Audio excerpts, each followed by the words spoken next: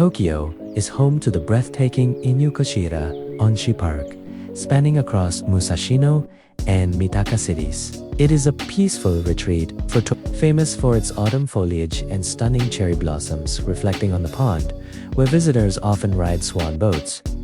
However, beneath this beauty lies a dark legend. Near the pond stands a shrine dedicated to Benzaton, the goddess of music, arts, and water. Legend warns that she is a jealous deity, and any couple who rides the swan boats on her pond will be cursed to break up. Interestingly, the famous Ghibli Museum is also located at the edge of this park. But today, we are not here to talk about the beauty of this park. We are going to dig up a horrifying past that has been forgotten deep in the shadows.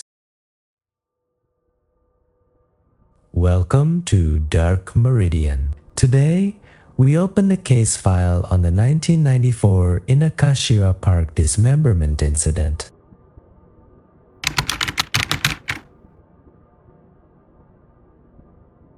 The nightmare began on April 23, 1994. A female cleaner working in Inokashira Park found something unusual in a trash bin. Initially, she thought it was a cruel prank, but the horrifying reality soon set in.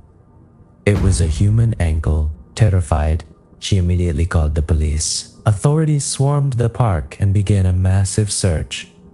What they found shocked the entire nation. Across 7 different trash bins within the park, police recovered a total of 27 human body parts.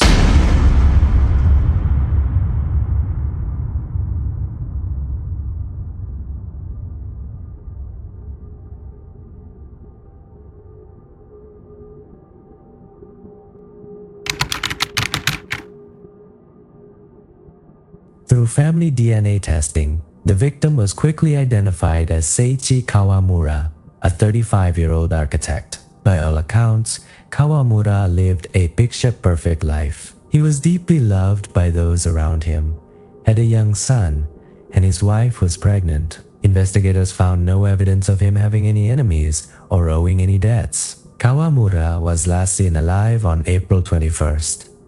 He had been drinking with colleagues in Shinjuku and parted ways with a former co-worker at Junior Shinjuku Station around 11 p.m. According to his colleague, Kawamura seemed completely normal that night. His usual routine was to take the Keio line to Kikijuji Station and walk home, a path that led near or through the park. The state in which Kawamura's body was found revealed a cold, calculated, and terrifyingly precise killer. The perpetrator had gone to extreme lengths to conceal the victim's identity. The fingertips and toes were cut off, all fingerprints were destroyed, and the face was mutilated beyond recognition. Even more disturbing was the method of dismemberment. All 27 pieces were cut to an exact length of 20 centimeters. The parts were meticulously washed to drain all the blood, and the muscles and fat had been carefully removed. The killer packed these pieces in plastic bags. These were double layout bags, black on the inside and translucent on the outside, with holes specifically poked in them to drain excess water. Strangely, the head and torso were completely missing, leaving the total weight of the recovered parts at only about 20 kilograms. Investigators were baffled. 2 witnesses reported seeing someone resembling Kawamura engaged in a heated argument with 2 unidentified men near a Kikijoji department store around midnight. Later, around 4 a.m. on April 22nd, another witness heard a loud noise similar to a car crash near Kawamura's apartment. Despite these clues, Kawamura's personal belongings, including his wallet, keys, and clothes, were never recovered. The precision of the cut marks strongly suggested the killer possessed deep anatomical knowledge akin to a doctor, or had used electric saws like a professional butcher. Experts estimated that even for a highly skilled individual, meticulously dismembering and cleaning a body like this would take between 24 to 48 hours.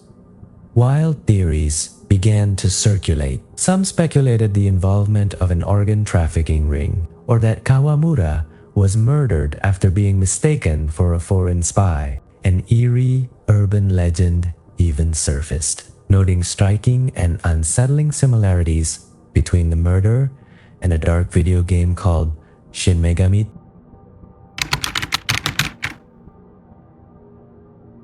Despite the gruesome nature of the crime, the police investigation soon hit a wall. Adding to the tragedy, a series of unprecedented national crises struck Japan shortly after. Devastating earthquakes and other catastrophic events dominated the news, forcing the media to shift its focus and the police to redirect their limited resources. As time passed, the Inokashira Dismemberment Case gradually faded from the public eye. However, in the shadows, dark rumors refused to die. Many whispers suggested that this perfectly executed murder was a covert hit carried out by a notorious doomsday cult that was rapidly growing in power at the time. Did the victim know too much? Was it a sick experiment by the cult's rogue scientists? We will dive deep into the horrifying truth of Aum Shinrikyo in our next video. On April 23, 2009, exactly 15 years later, the statute of limitations expired. The killer remains a ghost, leaving behind only an unsolved puzzle in the curse of Inokashira.